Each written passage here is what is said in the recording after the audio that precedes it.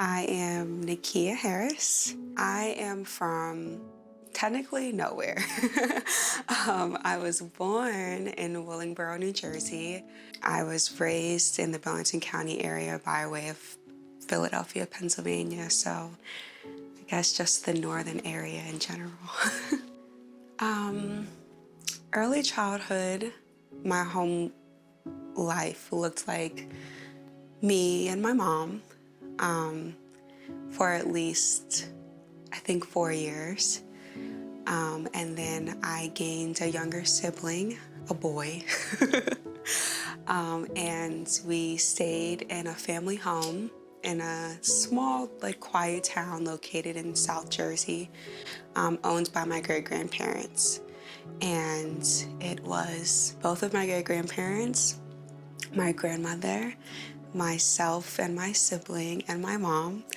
On and off, I had an uncle and a cousin there, and then I had another uncle there. So it was all of us kind of in one kind of big house at the time because I was kind of teeny. So yeah, my dad actually lived in North Carolina. By that time, he joined the military. So I would see him occasionally when he would come to visit, but I would say it was mainly my mom and I. Yes, I'll discuss my culture background. I actually think that's been more of a prominent piece for me today than it has when I was a child. But my dad is African American and my mom is Caucasian. So I am biracial down straight through the line, which is something I've noticed not a lot of people get to experience, even those who are biracial. My friends who are biracial usually have a parent who is biracial and then another parent from a solid race or something, but I am half and half. If I could put my early childhood into words,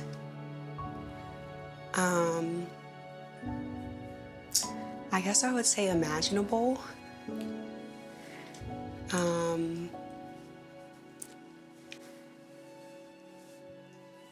Confusing and mature. I would choose those three words because when I look back and as I've just processed about my childhood, I feel like I had the life of a kid, but I think I also made up in my head the life of a kid. As I got older and got to kind of compare or just see other perspectives. And confusing because at the time what I thought was right wasn't right, and things that may have been wrong seemed normal. And mature because I had to step up at a really early age. So, like I said, I did things as a kid, but I don't think I've always had the mind of a child. So it gets a little rocky. My relationship with my parents in the past looked way different than today. My dad, I actually was very attached to. I would consider myself a daddy's girl. I think more so because I didn't get to see him a lot. And because I experienced so much in my household with my mom that seeing my dad was an escape from everything. So it wasn't necessarily my dad himself, but the opportunity to be removed from my space. My mom and I had, I would say, a toxic relationship from early on. She did her best as a mom, but I don't think she knew what her best was. So she only knew to do what was passed down to her, and that going back in generations just hasn't been good tools and resources for raising children. So I loved my mom because my mom was a mom by definition of a provider. I had clothes, I had food, I've had a home over my head. We've had Christmases, so things that kids should be excited about. But to feel connected to my mom and to feel loved by my mom, I didn't feel like I knew back then, um, which over time snowballed into something just not good. I do not feel childhood was easy as a young biracial person. Um, I actually joke about this now, but I recall like I never had a mixed crowd until recently. So I would stay in South Jersey in a small town, which was majority Caucasian, with a Caucasian family and a family household, right? But then spend weekends in Philadelphia, in Germantown specifically, around majority African Americans who were below the poverty line. So just meeting those stereotypes of trying to survive, being in the streets, engaging in violence. So I was taught by one standard of society what both of my races within myself represented and nothing else. Um, and then it got even more tricky because I have a Caucasian mom who appreciates Black culture. So like even today, my friends will say when they hear her on the phone, they think she's Black. I'm like, my mom is not Black. But growing up, I didn't realize what that did to me. Just down to hair, I would spend weekends in Philly getting my hair braided by my aunts and go back to a white school, and my teachers would like want to touch my beads or like be so intrigued. And it made me uncomfortable, but I didn't feel I was supposed to be uncomfortable, so I just went with it, and it just continued. I had stages where I struggled with my identity. Like all I knew were my Caucasian friends, and my body type has always been different. So like having Caucasian friends who were cheerleaders during the summer and could wear shorts and go to these practices, and I just couldn't do that. Just little, well, I don't want to make it small. They weren't little because it played a role in my identity, but just situations that gathered together that made it very hard for me as I got older. A memorable time in my childhood would be fourth grade year when I met my first best friend. My house had just burned down, and we had to transition to the town next door. And this town was also majority Caucasian, but within the classroom I had like two other Black students, and one of them was a young lady named Tiara, and meeting her like really, really altered my life. Like I just spent time with her family yesterday, and just to be able to discuss how, again, the same thing that my dad represented, they started to represent for me, where if my mom was in like abusive relationships, or if I was having a tough time at home, I could go down the street to her house and her mom are baking cookies, or her dad is taking her to karate practice and I'm just tagging along. So I started to be able to enjoy childhood through her. So to some people that may not sound too exciting, but to me, because I didn't really have that, it became exciting. So just my time, the beginning of my time with her just became like my most memorable portion. Yeah, so my experiences in the home that burned down, this was the family home that I originally kind of grew up in outside of also being in Philly. And this home was owned by my great-grandparents, where it was kind of like the open door policy, like anyone who needed support at the time or just a place to go would come. But for me, it didn't necessarily like represent that. It represented some of like my worst times and probably the birth of like just my trauma in general. In this house, I've experienced a lot of sexual abuse from different family members.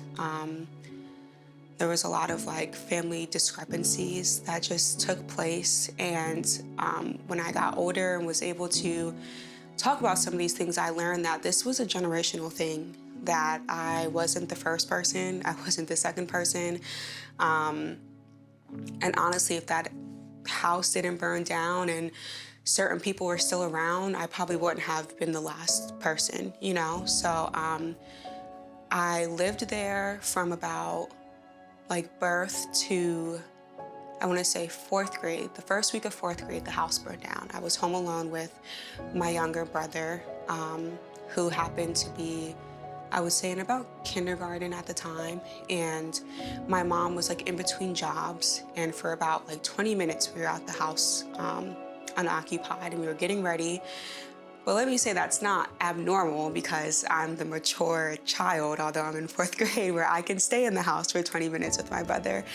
But as we were waiting to get ready for school, my brother was upstairs playing with fire, and something caught on fire in his bedroom. Because our house was so old, it just like went down quickly. And I just remember him like coming downstairs stuttering like something. And I'm like, what is the problem?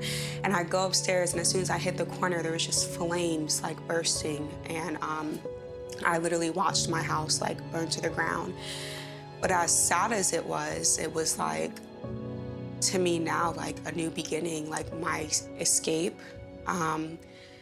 Because there weren't good things that happened in that house. You know, I had an uncle who was just very inappropriate, and, you know, had moments where he would like force me to watch pornography. My great grandfather who, you know, would touch me inappropriately while alone with me at times. So there was just so many memories that weren't good, that came from that house. And even just my mom, she was in one of her most angriest stages while being in that house. And I've been able to learn later that that house birthed her, you know, and she was literally raising me to be the same, you know? So it was a very difficult time for us, because we had to start over. My mom was pregnant at the time, newly pregnant with my second sibling. And we actually just lost family members. Like, I would say 3 years before that, my great grandfather passed away in our kitchen, and I was the one who found him there. Then the year later, my great grandmother passed away. And then the year after that, my uncle passed away, and then the house burned down. So it was a lot to take in, just a lot of change, a lot of loss. But at the same time, I feel like it was an opportunity for new life for myself. Like, I kind of broke out of jail. So there was a time period where I was removed from my mother's care. After the house fire, we transitioned to another small town, which felt kind of even smaller. And at that time, my mom had her baby. She was married, but she was very displeased in her marriage. And that, I would say, is my mom's second most angriest time of her life, where I like literally was scared to go home, or scared for my mom to come home from work. Like, I could literally watch the clock and know when her car is gonna pull up, and my anxiety would just build, because I just knew when she got in the house, there was just gonna be something wrong. And I'm the oldest, so I'm just gonna feel the wrath of it. So eventually, I would say about 8th grade, I stayed in this one town from 6th to 8th grade. So 3 years, I guess you could say, went by. I was hospitalized for the very first time in March. I had a really bad panic attack at school, and they sent me to crisis, where that was when I learned about medications and all of those things. I came home, and a month later, at the time it was called DIFAS, Division of Family Youth Services or something like that, showed up to my school because my brother reported that he had been punched in his chest. So this is where, you know, just my trust with people kind of like was on the fence all the time, because I wanted to share, but I felt like the response I was getting when I shared let me know that things were not okay. And again, I did not want to paint my mom to be a bad mom. Like, I knew she was giving her all. But by technicality, because at the time of the visit from DIFUS, my mom was not home and we were technically left at home, they removed us from my mother's care. But I know that there were deeper reports made, and there were just people who had really strong, severe care and concern for us in the school, where these social workers showed up. That moment, like, I can still kind of feel the anxiety there. Like, it almost feels like how I feel sitting in this seat. I was in a room full of people, but instantly it felt like I was just there by myself. And the light was on me, and everyone was looking at me almost like, you know, we know, share what you know, and it'll be okay. But in my head, it was like, share what you know, and then this is about to go down. Like, it's not gonna be okay. But I went with my gut and I just spoke what was my truth. And literally they had us get up and put our stuff, take us to the house and put our stuff in bags. I remember asking the social worker, like, how much stuff do I bring? My youngest sibling was only 4 at the time, and he actually had a issue with like potty training because he had a colostomy bag, so he was potty trained late. So I'm like, how many clothes do we need? Like, when are we coming back? She's like, you won't be gone for long. And lo and behold, after putting all my stuff in trash bags, like, I personally, out of all my siblings, never went back. I didn't go back home until this year. So, and I'm now 25. I was like 13, 14 at the time. So, it was definitely life-altering. I felt like my mom was so upset with me. But again, I was conflicted because I'm like, I didn't lie about anything. And at that time, just what I knew to define certain things as got redefined. And the one perspective I've had became more broad to multiple perspectives. So it was a really trying time, but I definitely ended up spending 14 to 18 in the foster care system, and then 18 to 21 in the independent living program. Some of the traumas that I experienced as a child, I don't feel my parents were aware of, but that was something that has been hard for me to deal with and took a lot of work because I eventually learned my mom dealt with some of the same things. So a big piece of my anger towards her and like just a falling in our relationship was like, how could you not know? If these things happen to you, you know, why do you think putting me in the hands of those same type of people or in those environments that it wouldn't like happen to me?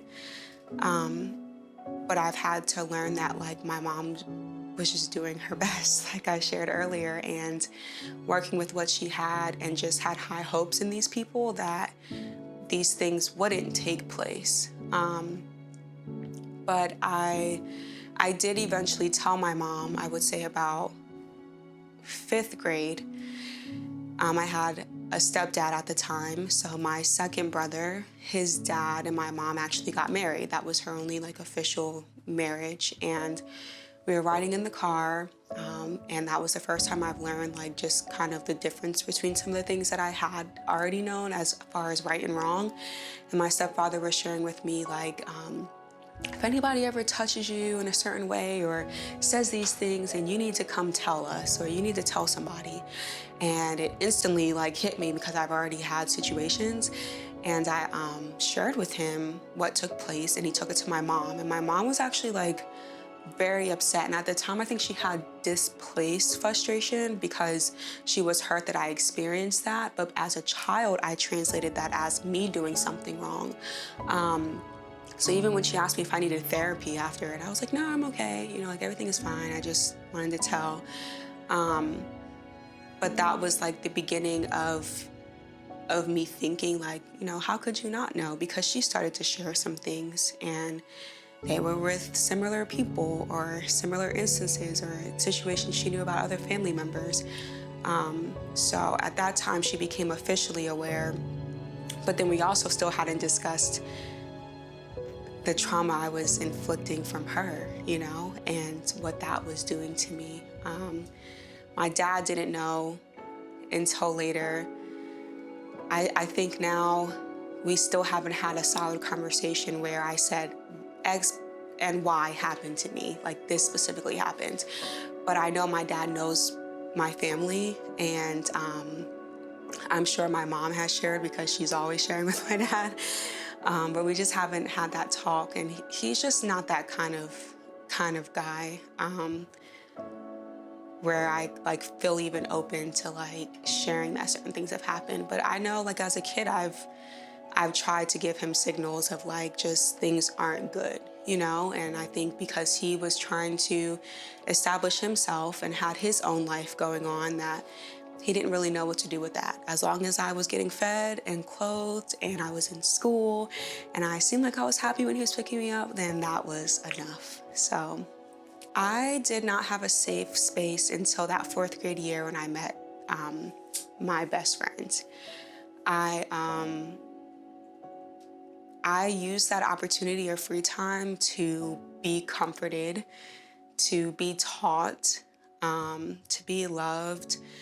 That was probably the first time I actually saw Black excellence. Like, growing up in Philly, I didn't see a Black mom and a Black dad with Black kids who had like a nice house. And I mean, these people would go to church on Sundays and then go to the grandparents' house for Sunday dinner. And the kids wouldn't do anything. They would just talk and sit there. But like, I understood the value of family time because of that. So just receiving those components, I would say that's when I really started to gain safe space, where literally if I was having a night where my mom was fighting with a boyfriend or we didn't have food in the house, I was picking up the phone and calling these people, and they would come and pick me up, or even take my brothers with us, or they would provide and drop things off if it was needed and help my mom out. So I would definitely say that like my best friend and her family became my safe space. My relationship with women, I would say, was very divine. Like, I've always had strong women stepping in for me and kind of like teaching me, I guess, the journey of girlhood and womanhood. But it was also rocky for a while because I had severe trust issues. And not only did I have severe trust issues, but I still had a mom. So there was a lot of confliction within myself because I never felt like my mom was a bad mom, Like she did what she was supposed to do. I've heard of bad moms, but I just knew it wasn't what I experienced with other people. So I was definitely like someone who it took a lot of nudging to like get to me and to allow me to like allow you in. But once you were in, you were in. And like till this day, all the women who have stepped in like are still around and still like very involved in my life, and I like go so hard for them.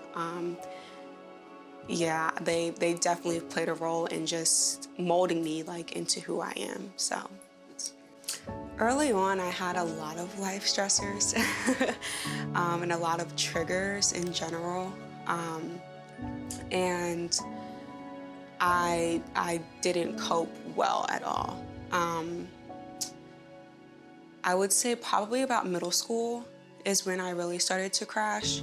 At first, it was just my anger and my mouth. So if I had an opportunity to be disrespectful, like someone was like talking to me crazy, or it was like an adult that I didn't know who was trying to like boss me around, I would get really slick. That was like probably elementary school. Middle school, it turned into my anger being inflicted on myself. I became a really bad self-harmer. I would say my whole journey of middle school, I was depressed and suicidal. There was always a plan, there was always an idea,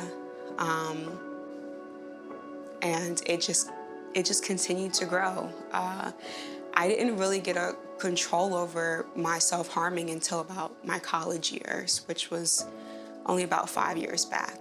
And even some of the mental health struggles I've dealt with are like still current. This is probably my first year where I've been able to balance the things that like I carry and understand when they're gonna come and what to do when they are there. But before that, I would crash, and I've crashed hard. I've tried hanging myself. I've tried overdosing.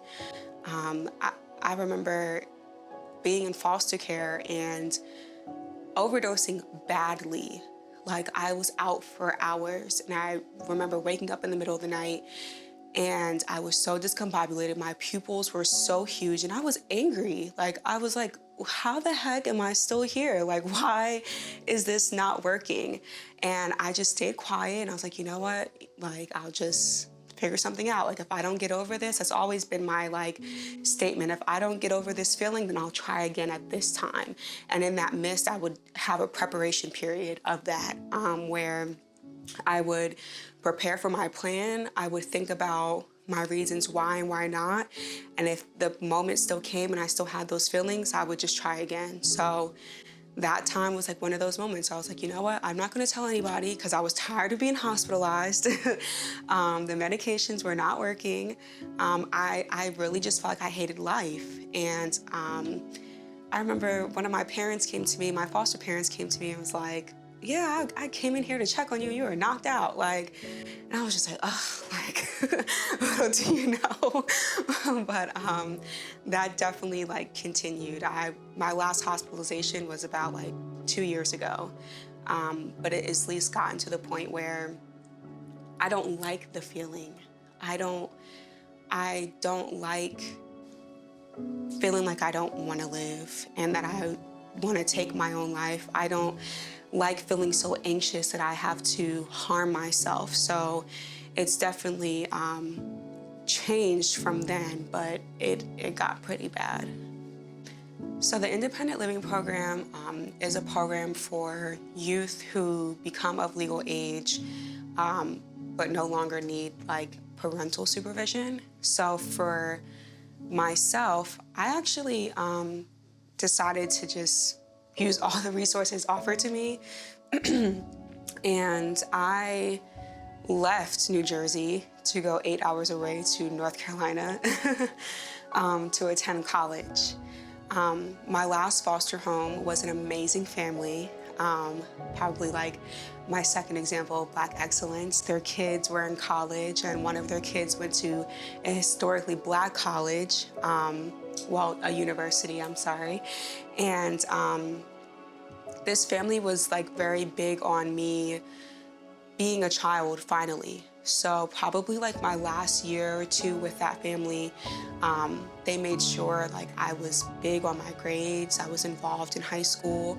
I played varsity sports. My foster mom sent me on a college tour for the spring break, and I learned about Black schools.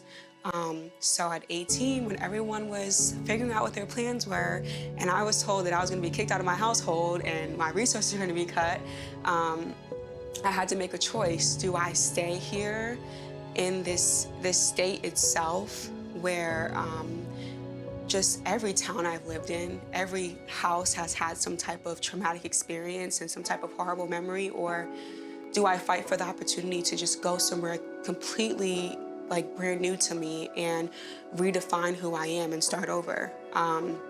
So I got into Bennett College for Women, and my best friend's mom, who hates driving anywhere outside of New Jersey, took me all the way down there and dropped me off, and I never turned back. I spent 4 years in college there, but essentially stayed for like 6 years before I returned to the North. And I was able to finally have an appropriate introduction into like just young adulthood, you know, like going to classes and being responsible for myself, but still having an RA and having to get a job and manage money, not because we need food on the table, but because that's what young adults do at this age. So college life for me was different in general because I'm a Bennett Belle. So I would say even my 4 years in college, like God knew where like I was going and where to place me and what I needed at that time. I went to an all-women's historically Black college, so that lack of cultural experience or cultural knowledge that I had growing up hit me like 10 bricks when I got to my school, which was a beautiful thing because I carried so much of my own hurt that like who I defined myself as at the time didn't feel beautiful. You know, it didn't feel like it looked good from the outside. And I wore that, even on top of just having, you know, scars from self-harming, like all the way around from the inside out. I didn't feel I represented who I wanted to represent because of the little piece I saw in some of the women I grew up with. So when I got to college, I had all these beautiful Black women from these different places introducing themselves to me and just opening my mind to so many different things that it really took me to a whole new level of confidence. I did things that I literally at the time didn't even think I was capable of. I was in leadership positions that in HBCU world, a girl like me really probably normally is not in. So we have this thing called HBCU Queens, which is like where you are the chosen person by your campus to represent that university or college. And it's bigger than a pageant. It's bigger than just your campus knowing you. Like it goes across the board. And they have this royal court. And I ended up being Miss Sophomore, where my sophomore class chose me to represent them, and I did nothing but just be myself. And I said, you know, I'm gonna run again. Like, I didn't think a little, like, ghetto girl like me could get up here and be all proper and encourage these girls. So then junior year, I ran again. I won Miss Junior. And senior year, I went for the big crown and became Miss Bennett College, where I was connected with other students at other universities and colleges who had these phenomenal backgrounds, like these stories of childhoods that like I used to dream about, you know, they were multiple tiaras. So it was just like crazy to me to be a part of that, but it helps me like hold my head up higher than like I've ever held it before, you know, like one of my other childhood best friends like was sharing with me how during my college experience, some of our old friends would like send her pictures of me or be like, did you see Kia? Like, she's so different. And she was like, Kia's always been like that. Like she's always looked like that and carried this thing, but that's because that best friend saw my spirit. And people who didn't know me didn't know my spirit. And when I got to college, I allowed my spirit to really become my vessel. So that was a great time for me.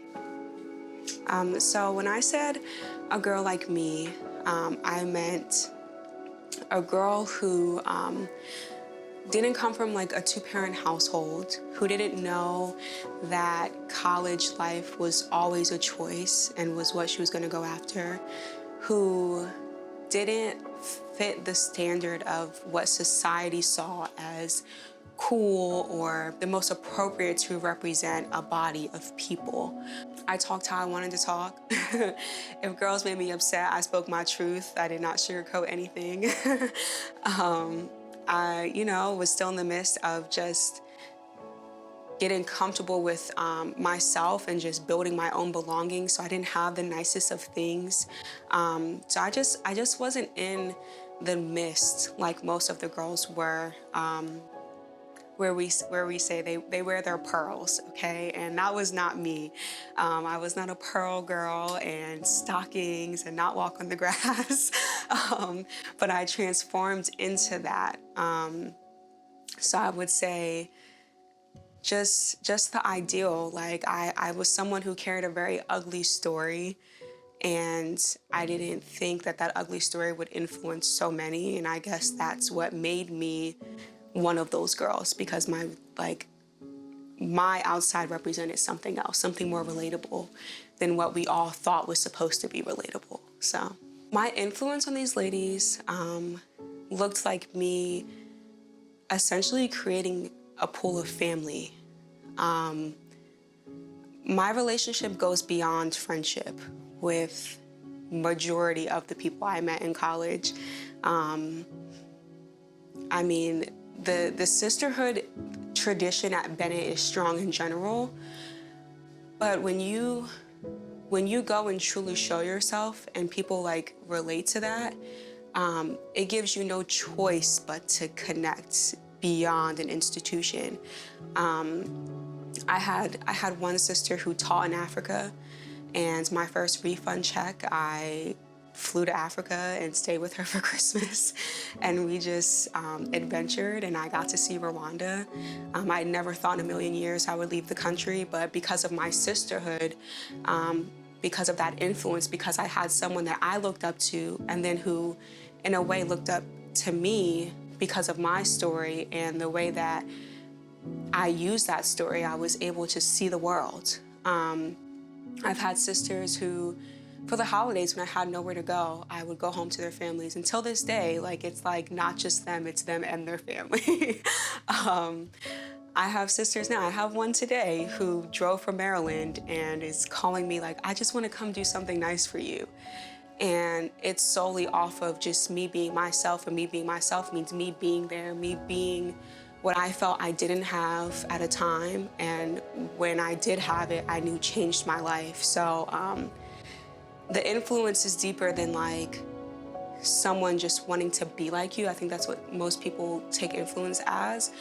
The influence is me pushing people and encouraging people to literally be themselves or better versions of themselves. So the thing that has changed for me not feeling worthy and now feeling worthy is being confident in the most ugly parts of myself, the darkest parts of myself. I think growing up, I was so ashamed because I knew how it made me feel, but because I lacked the knowledge of what those things represented or if they were right or wrong, I couldn't embrace them. I had no one to talk to about them. But being put in a position in foster care where you had to tell your truth, being put in a position in mental health severity where you have to sit with these counselors and say why you act this way or why you respond this way, forced me to be okay with like the fact that I didn't put some of this stuff on myself. And some of it wasn't intentionally put onto me, you know, and that's okay. So being able to just embrace who I am, is what has changed my confidence. There's nothing anybody can really tell me like to make me feel how I used to feel. Like, you know, there's some people share their truth and then it like might backfire, and that, you know, that people will say like confidentiality, like don't share because then people will talk about you.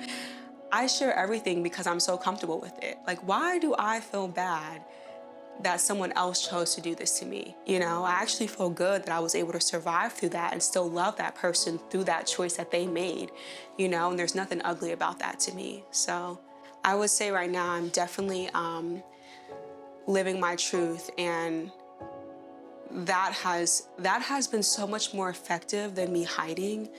I just can't describe it, and I guess that's why that's what I influence and represent. Living my truth has caused me to challenge my mom and push her to heal herself. It has challenged me to push my dad to being more present. It's changed way more in a positive light than it has in a negative, which I thought it would. So yes, I am currently pregnant. The wish that I have for my baby is for her to just feel unconditionally loved, even currently while she's in my womb, and to never let go of that, and to know that no circumstance, whether her fault, my fault, the world's fault, will hold her back from what she truly desires in the end. I would say I definitely view my mom differently now that I'm about to have a baby. But if I'm honest, I did some of that work early on, because a part of my truth was, even in all that hurt, like I said, my mom wasn't a bad mom, and I saw my mom's greatness before she saw it. Until this day, I still see so much in her that she doesn't see. I had to take responsibility. You know, I think sometimes we feel like people hurt us and then it's their job to come and pick up all the pieces, but if you know you desire that kind of forgiveness, or you desire them to even pick up the pieces, it's your job to show them how to, or to help them do so. So at an early age, before even like conceiving, I had the goal of healing with my mom and just understanding her whys, you know, so that if one day I became a mom, I wasn't carrying that within my womb. Because even before we conceive, we still carry those eggs. And whether people believe it or not, like these things that we feel, the energy, that hate, all of that still transfers to those eggs. So whichever one gets chosen might just be the one who felt everything I felt for 18 years or 20 years, and now I'm 25 just having a child, you know? So I would say now it's definitely pushed me to be more open to her healing and accepting that, because that can be a hard one too, and people don't talk about that. Like, because she became in a space where, yes, I'm different and I want to show you I'm different, but then I had to really ask myself, do I trust this? And do I want to risk myself to even see if it is real, you know? And having a child now is putting me in a position where I'm risking myself to see if it's real. And I can definitely say that it is. Like, yeah, that makes me emotional. So yes, I would say my mom has like definitely changed a lot.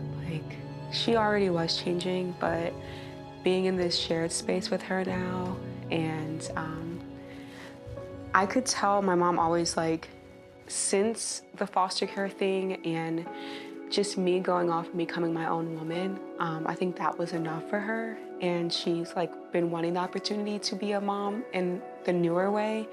I just became my own adult, so I didn't like have a way for that.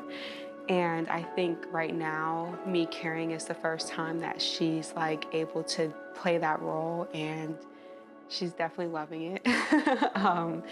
And I'm grateful that I trusted myself enough to just go for it, you know, and like having a daughter at that, you know, like I'm my mom's first, and now my first is a girl. So I just feel like there's so much like deeper connection to that, so much divinity involved, you know, that like I would be doing my child a disservice to reject my mom just because of things that I couldn't let go, more so when she's now showing me something different, you know?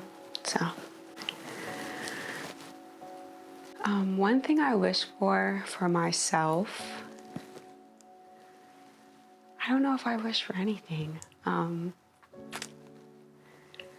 guess I would say to like maintain my peace, but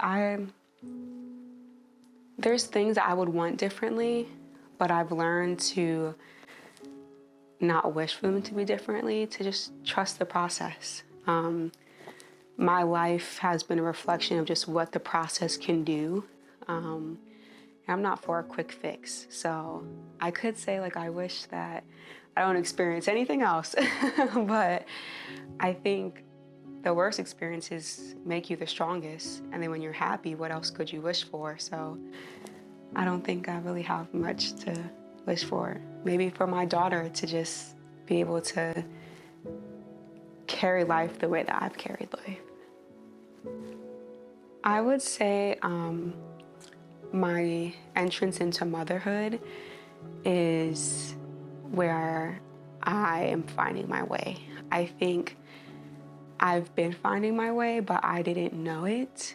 But becoming a mom is really showing me the full picture. I think I've been grabbing the puzzle pieces this entire time and just carrying them and carrying them. But now I'm at a halt where I'm not walking with the puzzle pieces, I'm putting them together, if that makes sense. So I think in life we're always finding our way, because you never reach like your greatest self just because there's no limit to that. But right now I would say like I definitely found my way and where I belong, and I think I'm starting the journey of a new path in like what that actually looks like for me. If I was talking to my younger self, or a young lady who experienced the things that I've experienced, I would tell her, in all, you deserve what you feel in your heart. And what you feel in your heart can change. So if you feel pain in your heart, you are the one who is telling yourself that you deserve that and allowing people to inflict that on you. But if you feel love in your heart or the crave to be nurtured, to succeed, even if you have those same type of people around trying to do opposite, you can achieve it. There's no boundary to what is yours. And there's a million different ways out there to define that and to go after it. So even in the most darkest moments, know that there really is light to come out of that. It's really just about the perspective and your ability to push.